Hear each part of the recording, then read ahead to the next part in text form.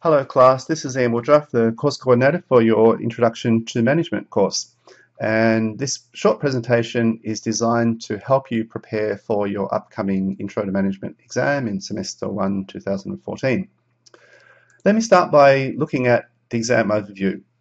So you know from this course that we're looking for you to have picked up knowledge and abilities in key management areas. So the exam is going to test that ability. To what extent can you describe, analyze, or critique a piece of theory or a management concept or approach? And how can you apply those concepts? How adequately can you apply those concepts to the ANZ Bank case study? You know that the exam is 2 hours long and that you have 15 minutes upfront additional reading time.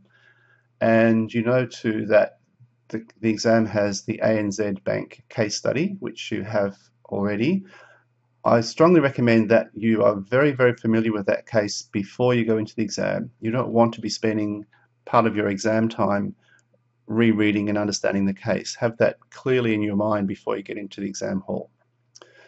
So the exam format you will have seen from the exam paper mock-up available to you on the course website that there are 5 questions, and you're asked to choose any 3 of those 5. Each question has 2 parts. Part A asks you to describe and critique the specific management issue or concept. So that's a theoretical part that is not related to ANZ Bank. Part B of the same question asks you to comment on the application of that same issue or concept to the ANZ Bank. So Part A is theoretical, no connection to the bank. Part B is applied directly to ANZ Bank. And you're choosing any 3 of the 5 examinable topics. So what are these topics? Definite exam questions will be coming from topic 4, global perspectives in management. Topic 5, power, politics and ethics. However, topic 5 will only test the ethics component of that topic. So not power, not politics, only ethics. Topic 7, managing others, sometimes called human resource management. Topic 9, managing change. And topic 3, environment and culture. Now, we added this topic. We said earlier in the course we wouldn't be testing this, but we've added it because it fits better with the case study, and the way that the exam questions have worked out, it seems a logical fit. And we think it's actually easier and more relevant for you to write about that topic. Because we've added environment and culture, we have removed from the examinable list topic 8, entrepreneurship and innovation. So topic 7 is about sustainability. It's not directly examined, but you may find ideas and concepts from that topic quite relevant when you're answering one of the other questions. For example, it might be useful when you're describing something about managing change. So feel free to bring in ideas from this topic into one of the examinable topics. So not examinable. Topic 1, managers and management. Topic 2, evolution of management or history of management. And as I mentioned, topic 8, entrepreneurship and innovation, has been removed from the list of examinable topics. It will not be examined.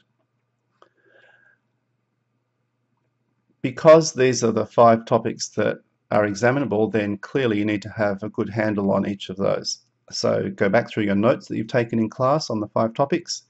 Go back to the course website, and here you can see a graphic of the relevant topics. Topic 3, environment and culture. Topic 4, global perspectives. Topic 5, power, politics and ethics, but only the ethics component. Topic 7, managing others or human resource management. And topic 9, managing change.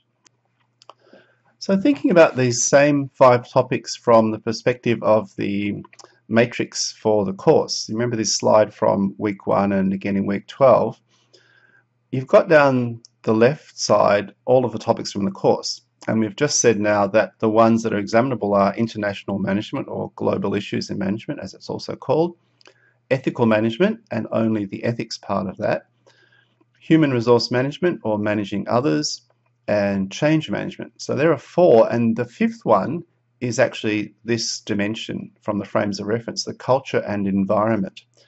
So if you go across the topics and think about the ANZ Bank case study and organisational management, you get kind of the intersection of the ideas that are important for your exam. So first up, if you're looking at international management or global issues in management, in terms of the organisation, questions like what strategy should our organisation adopt to ensure success?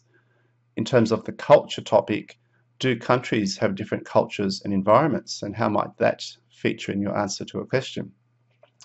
Now, part B of your exam is all about this, the ANZ Bank case study. So if you're looking at international management or global issues and you're doing a part B question, it could be, how does ANZ Bank manage its business across national boundaries?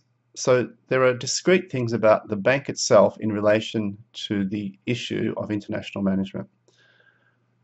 Another example, human resource management, you choose that to answer.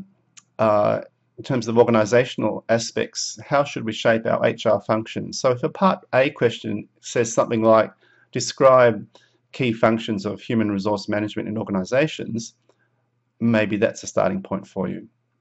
Part B of the same question, if it's human resource management, there'll be something around the nature of the kinds of human resource management issues ANZ Bank encounters or is likely to encounter if it decides to do something new or different.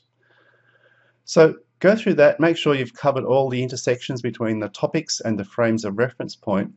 I've left out this me as a manager because in the exam we're not asking anything about you. In part A we're asking for theory, and in part B we're asking what should the ANZ Bank do. So me as a manager is not relevant directly to the exam. So now moving on to the actual exam case study. So you've got the ANZ Bank case, it's on MyRMIT, you've got PDF and Word versions of it. The really important thing here is that you've read that case over and over again, because once you're in the exam hall, you don't want to waste your precious time rereading the case. You want to be able to just go straight to the points of the case that you think are relevant to answer the 3 questions you've chosen. So I won't talk any more about the case itself, but I will explain some of the principles of the Part B answers. Remember that you're only using the ANZ case study for Part B of the question, not in Part A. So the case is there, and it's a foundation or a starting point for your answer to Part B questions. Don't rewrite anything from the case study. It's there printed on your exam paper. Don't waste your time rewriting sentences or ideas from the case. Simply refer to the ideas that are there. For example, if you wanted to discuss aspects of the organisation statistics table and you think that data from that table is relevant to your answer in Part B, just write something like, as shown in the organisation statistics table, ANZ does the following. Now, you don't have to use all the information in the case for your answer. Don't feel that every piece of data or information from the case is relevant to your questions. It can't be, because you're choosing 3 out of 5 questions. So some of the content in the case will not be relevant to your answers. That's fine. Feel comfortable to leave things out. Similarly, if you want to add stuff, your critique of the ANZ Bank or the banking industry, you can bring that into the exam. You don't have to restrict yourself only to material that is printed in the case itself. So the case is just a starting point, a foundation for your answers.